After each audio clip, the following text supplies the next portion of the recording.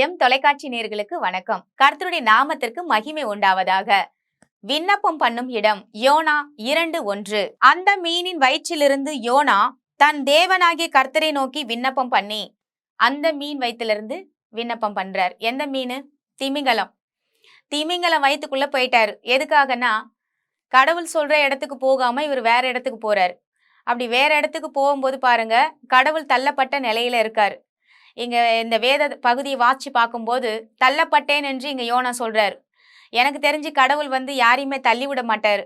அவர் பாருங்க, ஒரு தடவை உங்களை அழைச்சிட்டாரா, தள்ளாத தேவன் அவர். நான் ஒருவரையும் புறம்பே தள்ளுவதில்லை என்று சொல்லியிருக்கிறார் இல்லைங்களா? வருத்தப்பட்டு பாரம் சுமக்கிறவர்களே என்னிடத்தில் வாருங்கள், அப்பொழுது நான் உங்களுக்கு இளைப்பாறுதல் தருவேன். நான் ஒருவரையும் புறம்பே தள்ளுவதில்லை. அப்ப தள்ள மாட்டேன்னு சொன்னவர் இங்க யோனா ஜெபிக்கும் போது பாருங்க, என்னை தள்ளிட்டீங்க, ஆனா இந்த பாதாளத்துல இருந்து, இந்த கடல்ல இருந்து, இந்த மீன் வயிற்றுல இருந்து நான் கூக்குரலிடுறேன், என் சத்தத்தை கேட்டீர். அவருடைய ஜபம் எப்படி இருக்குன்னா, விசுவாச ஜபம். என் சத்தத்தை கேட்டீர். அவர் செஞ்சது தப்புதான், ஆனாலும் பாருங்க அந்த இடத்துல அவர் சொல்றாரு, இந்த மாதிரி என்ன சொல்றாருன்னா, என் சத்தத்தை கேட்டீர் என்று ஜெபிக்கிறார். இன்னைக்கு நம்ம நிறைய வேலை, எத்தனை பேர் நம்ம ஜெபிக்கும் போது என் சத்தத்தை கேட்குறீங்க, என் விண்ணப்பத்தை கேட்குறீங்கன்னு ஜெபிக்கிறோம். இந்த நல்ல உலகத்துல பாருங்க, இந்த நல்ல இடத்துல கடவுள் கொடுத்து ஜெபிக்க சொன்னா, அந்த இடத்துல ஒரே அழுகையும் புலம்பலும், ஒரு விசுவாசம் இல்லாத ஒரு ஜெபத்தை தான் ஏறெடுக்கிறோம். மீனுடைய குடல்னு வச்சுக்கோங்களேன், இல்ல திமிங்கலம், அவ்வளோ பெரிய திமிங்கலத்துடைய வயிற்றுல போயிட்டு துர்நாற்றம் அடிக்குமா அடிக்காதா? அந்த இடத்துல போய் ஜெபிக்கிறாரு. தேவனே, என் சத்தத்தை கேட்டீர், என் கூக்குரலை கேட்டீர். எவ்வளோ ஒரு விசுவாச அறிக்கை பாருங்க. அதுல இருந்து தப்பிச்சு கொள்ள அவருக்கு வேற வழி இல்லை. ஆனாலும் பாருங்க, 3 நாள் இரவும் பகலும் யோனான் 3 நாள் மீன் வயிற்றுல இருந்திருக்கார். மீன் வயிற்றுல இருந்தது மட்டும் இல்லைங்க, மீன் வயிற்றுல இருந்து ஒருவேளை ஜெபிச்ச உடனே அந்த மீன், அந்த திமிங்கலம் கக்கி இருந்தா நடு கடல்ல இருந்துதா பாக்குறோம். நம்ம வேதத்தை நல்லா வாசிச்சு பார்த்தா தெரியும் பாருங்க, நடு மையமான கடல்ல போயிட்டு அந்த திமிங்கலம் இருக்கு. எப்படி இருக்கும்? ஒரே திகிலா இருக்கும் இல்லைங்களா? அநேக பேர் இன்னைக்கு குயின்ஸ்லாந்து போயிருக்காங்க. இன்னைக்கு அநேக இடங்கள்ல சுத்தி பார்க்குற ஒரு த்ரில்லிங்கான இடத்துக்குலாம் போயிருப்பாங்க. மலைப்பகுதிகளில் இப்படியெல்லாம் சுத்தி பார்க்குறாங்க. ஆனா இந்த மாதிரி ஒரு த்ரில்லிங்கை பார்த்துருக்கீங்களா? நடு மையமான சமுத்திரத்துல திமிங்கலம் முழுங்கி அந்த மீன் வயிற்றுக்குள்ள யோனா இருந்து ஜெபிக்கிறார். ஜன்னல்லாம் இருந்திருக்குமா என்ன? இருந்திருக்காது. அவ்வளோ ஒரு இருட்டான அறையில துர்நாற்றத்துல போய் உட்கார்ந்து 3 நாள் இரவும் பகலும் யோனான் இருந்தார். இருந்தது மாத்திரம் இல்ல, அந்த இடத்துல இருந்து ஜெபிக்கிறார். அவருக்கு நல்லாவே தெரியும், இந்த உலகத்துல கடவுளை மிஞ்சி எங்கேயுமே போக முடியாது. அதனால்தான் பாருங்க, அந்த பாதாளத்துல இருந்து நான் கூக்குரலிட்டேன், என் சத்தத்தை கேட்டார். உங்க வாழ்க்கையில நடக்கிற பிரச்சனையின் மத்தியில நீங்க எந்த இடத்துல ஜெபிக்கிறீங்கன்றது முக்கியம் இல்ல. ஆனா நீங்க ஜெபிக்கிற ஜபம் விசுவாச ஜபமா இருக்கணும். விண்ணப்பம் பண்ணுகிறதற்கு இடம் என்று நம்ம பார்க்கிறோம். இந்த தலைப்புல விண்ணப்பம் பண்ற இடம் இந்த மீன் வயிறு இல்லைங்க. இது சொல்ற பேச்சை கேட்காத போனதுக்கான இடம் தான் இது. நம்ம இன்னைக்கு வாழ்ற வாழ்க்கையில நமக்கு நல்ல வீட்டை கொடுத்துருக்கிறார், நல்ல மெத்தைய, நல்ல கட்டில், நல்ல சோஃபா, இந்த மாதிரி இடங்களை கொடுத்துருக்கார். நம் முழங்காலை படியிட்டு தேவனுக்காக இந்த பூமியில தேவனுடைய வார்த்தைக்கு கீழ்ப்படிந்து, தேவன் சொல்லை கீழ்ப்படிந்து நம்ம நடந்து ஜெபிக்கும் போது இந்த மீன் வயிற்றுக்குள்ள போக முடியாது. எப்படியாப்பட்ட பிரச்சனையிலிருந்து தேவன் உங்களை விடுதலையாக்குவார். இந்த திமிங்கலம் வயிற்றிலிருந்து வெளியே வர முடியுமான்னு சொல்லி கேட்டா நிச்சயமா வர முடியாது. கொஞ்சம் கற்பனை பண்ணி பாருங்க, திமிங்கலம் வயிற்றுக்குள்ள போயிட்டா அந்த குடல் ஜீரணமாகிடும். ஜீரணமாக ஆக அவன் நசுங்கி போய் எந்த இடத்துல அவனோட உருவம் வந்திருக்காதுன்னே தெரியாது.